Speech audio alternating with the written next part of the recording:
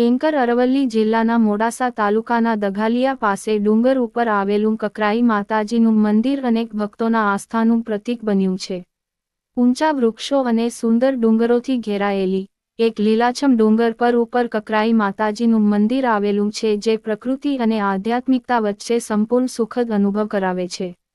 આ મનોહર કુદરતી વાતાવરણ આસપાસ શ્રદ્ધાના વાતાવરણ સાથે એકીકૃત થઈને સુંદરતાનો પુરાવો આપે છે.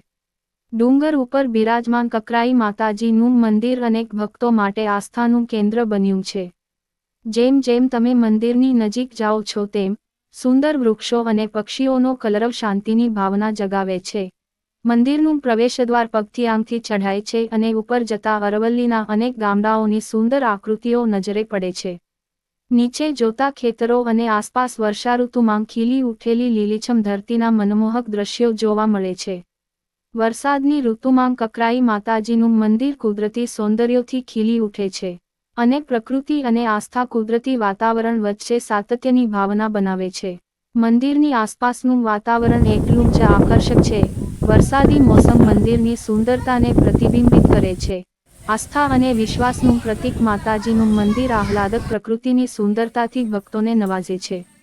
બાઇટ સુહાસી સથવારા, દર્શનાર્થી. બાઇટ રાજુભાઈ કટારા, મંદિરના પૂજારી.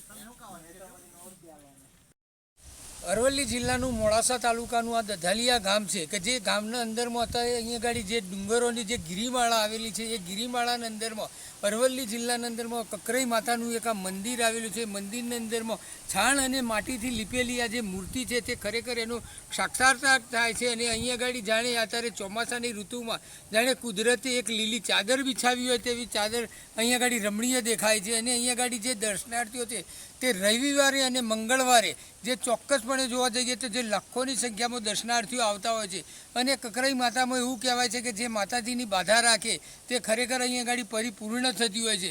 તો એવી કકરાઈ માતાએ ખરેખર જો રવિવારે અને મંગળવારે આવો તો તેનો દર્શનાર્થનો લાભ મળે અને અહીંયા ગાડી જે આ કુદરતી રમણીય વાતાવરણ છે તેનો પણ લાભ મળે. અને જાણે ચોક્કસપણે એવું લાગે છે અત્યારે કે જાણે કોઈ હિલ સ્ટેશન પર આવીને અહીંયા ગાડી ઊભા રહ્યા હોય. તો એના માટે બહુ દૂર જવાની જરૂર નથી.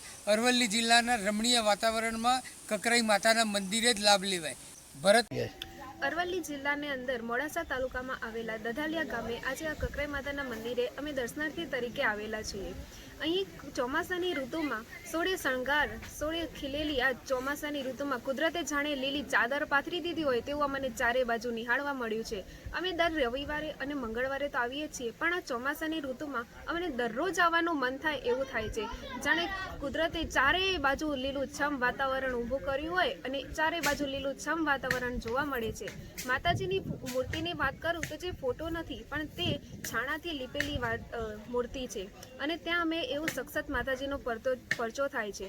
સખત માતાજીનો પરચો થાય પણ અમને જે માનતા માગીએ તે અમને પૂર્ણ પણ થાય છે. એવી માતાજીને અમે દર્શનાર્થી તરીકે અમે બીજા ભક્તોને પણ કહીશું કે તમે આ ચોમાસાની ઋતુમાં જાઓ અને દરેક ઋતુમાં એવું તો જાઓ અને માતાજીનો સાક્ષાત પરચો કરો. અહીંયા કકરાઈ માતાને અમે આવકારીએ છીએ. જય માતાજી. મારું નામ કટારા રાજુભાઈ દોલાભાઈ છે. હું કકરાઈ માતાનો પૂજારી છું. અરવલ્લી જિલ્લામાં આવેલ દઘાલિયા ગામથી ડુંગર પર કકરાઈ માતાનું મંદિર આવેલું છે. ત્યાં દર રવિવારે અને મંગળવારે દર્શનાર્થીઓ આવે છે. અને માતાજીની મૂર્તિ છાણ માટીની છે, વર્ષો જૂની, 400 વર્ષ જૂની. બાજુ મંદિરની બાજુ માતાજીના પગલાં પડેલા છે સાક્ષાત. જય માતાજી.